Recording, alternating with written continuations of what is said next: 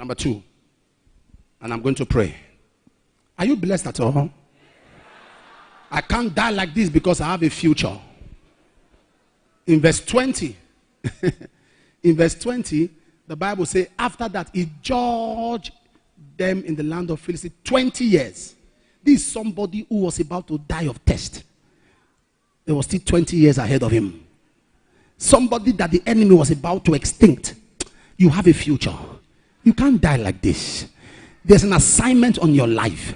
Jeremiah 29:11. I know the thought I think towards you, saith the Lord. Thoughts of peace and not of evil, to give you an expected end. Psalm 139 verse 17. It says, how precious are thy thoughts towards me, O God. Great is the sum of them. Isaiah 55 verse 8. For my thoughts are not your thoughts, neither my ways your ways. As the heavens are higher than the earth, so are my thoughts and your thoughts and my ways than your ways. Hear me, child of God. You have a future. Don't look at the present. Look at where you are going. There are nations. Do you know your current warfare is because of the welfare of certain destinies? Your current welfare is because of your current warfare is because of people's welfare. Your current battle is because of several mantles you carry. If you don't have a future, Satan will not bother you. The devil is a businessman. He does not invest where there's no profit. If there's nothing about you, Satan will not bother you. He's too smart. Bible says, go it about. What's he looking? Looking for the one that is a good investment. So the reason you are seeing battles around you is because there's a future. There's a future. There's a future. Sir, even if you don't feel there's a future, initiate what has a future. Even if you don't feel there's a future, initiate what has a future.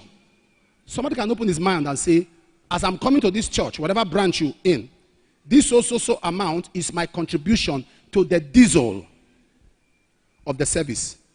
I must walk to the pastor at the end of the service and say, sir, this is 2,000, this is 5,000, this is 1,000. I do that every Sunday for the rest of my life. God will have enough reason to keep you alive. Every month, I will contribute to the feeding. Initiate a lifetime project. A lifetime. Initiate longevity. There is something you initiate. So long God keeps me alive. Every week, every month. This is what I'm going to be doing for God. And God said, because of this you have said, because of your relevant, you have secured longevity for yourself. You have secured long life for yourself. There are people that the angel of death cannot terminate. Because I have a long life project for myself, for my children. I have a longevity project. The Lord, so long I live, let everything be hard. Let a bag of rice be 200,000. We will still feed people.